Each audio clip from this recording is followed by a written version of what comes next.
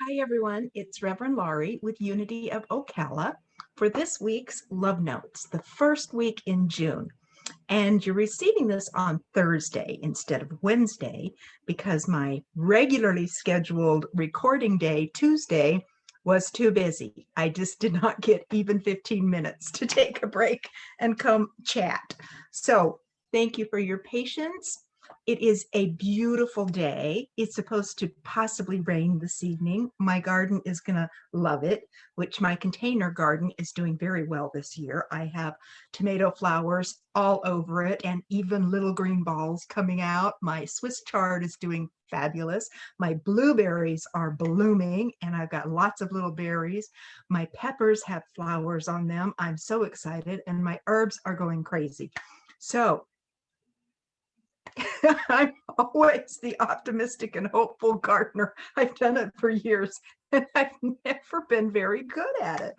But I did already get some potatoes harvested. Beautiful, great full plants in my these great potato basket things that I'm doing them in. And I got about 2 dozen potatoes. They were this big. Some were even the size of a pea. Kinsley thought they were so adorable. They were very tasty too. But I've got some other species, other varieties in the ground. So we'll see how they do. And some sweet potatoes. I got a few of those last year too. So we'll see. I'm doing everything they tell me to do, but we'll see. I love June. I know June in Florida can be so difficult for some folks. As a matter of fact, a lot of my friends leave in May to go to cooler weather.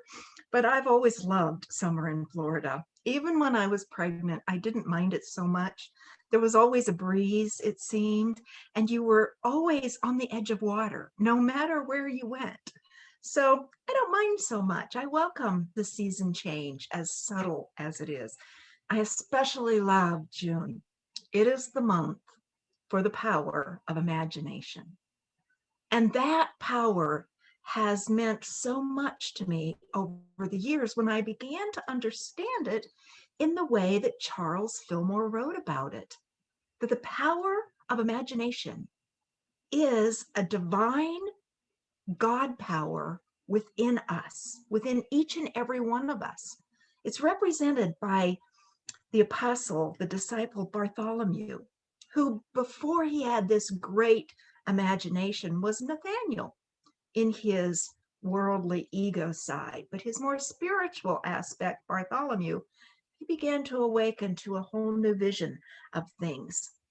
The area in the body where the imagination resides is the third eye, right behind sight of the human nature, this direct contact with the mind of God.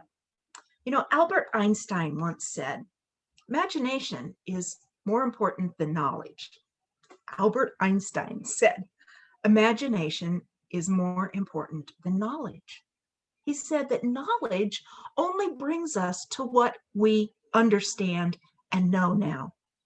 Imagination takes us beyond. We're going to talk about divine imagination, not daydreaming, not wishful thinking, not the imagination of, I was going to say child, but I believe the imagination of a child is much more godly than the imagination of adults. I think that somewhere in between that life experience of a 5-year-old and a 75-year-old, I think the imagination dulls. I think it gets tainted by just the journey of Earth, which can be so treacherous at times. It has its lovely and light moments, but it can definitely be hard. And I think it can dim that imagination. So this power is especially important to me as I open up more space in my being, in my level of existence, to see a grander glimpse of the entire cosmic world and what God's energy and divine view has for me. So this month, we're going to do some exercises, some spiritual exercises. We're going to learn some new meditative processes to open up that sense of visioning. Because now that we're meeting together again as a group, we're going to find out with each other collectively What is in our spiritual imagination for our community of unity? Why we're here, what we're doing, who we are, and how do we get all of the grandeur that God has in store? It's going to be an exciting month. And this Sunday, we're kicking off a series of discussions. They're just called simply Unity Discussions. We're going to have them right after church service on Sunday. So we're meeting at 10. About 10:45, you can go get some coffee, get a cup of tea, whatever you'd like, and then come back and we're going to have a chat.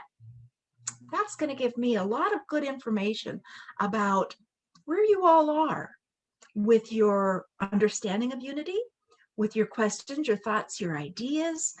We want to do a check-in and see how everybody's doing. We've got some new folks coming, some new families. So we're excited to meet each other and really begin to share and have those delicious, heartfelt conversations of just holding each other and reminding each other we're a family. We're in this together and we're going to have some fun. We are going to have fun. You know, unity takes religion out of the box. Not even out of the box. It knocks the walls down. There are no boxed in walls in unity. We are about exploring our spiritual nature, working with God in a way that is extraordinary, divine, and wonderful. We are about enjoying this garden that God gave us. And we're about protecting Mother Earth and all of her inhabitants. So you're not here by divine appointment, or excuse me, you're not here by accident. You're here by divine appointment. God has drawn you to us. And we're so happy you're part of the family. I'm going to leave our time together with this beautiful poem I found in Susceptible to Light, joyous read that surprises me with every new page I turn. And this is, talk about just starting to imagine things. This poem is called What If? Take this in and just begin to open up to the imagination of God that only an extraordinary, loving, brilliant creator could think and beyond. What if? What would the world be like if instead of tabloids in waiting rooms, we had watercolors? What if doctors' offices served strawberry juice for free with lime? What if elevator music were out of the box and lifted you up like yodeling marimba, like Cat Stevens reggae, like a sound without walls? What if beige meant, please put graffiti on me? And what if graffiti meant art and God meant color? What if each day of the week were named after one of the ways we feel under light? Think of the possibilities. What if evolution displayed its culminating senior thesis project in your fingertips? And God's best truth manifested in the perfect geometry of your eyes? What if your eyes were my own, and when I looked in them, I see hope? That's been waiting for us to hold it together. I can't wait to go forward with our new community. Even if those of you are home watching us virtually, we're going to continue to record as you're able to join us. Please do. If you're not, you can reach out to us. You are going to be part of our virtual family and you will always be included. So thank you for your messages to us. We know that you're out there. We love you and we bless you and we welcome you. Can't wait to see you on Sunday. Get your imagination stretching. It's going to be a wonderful ride. Buckle up. See you Sunday. I love you.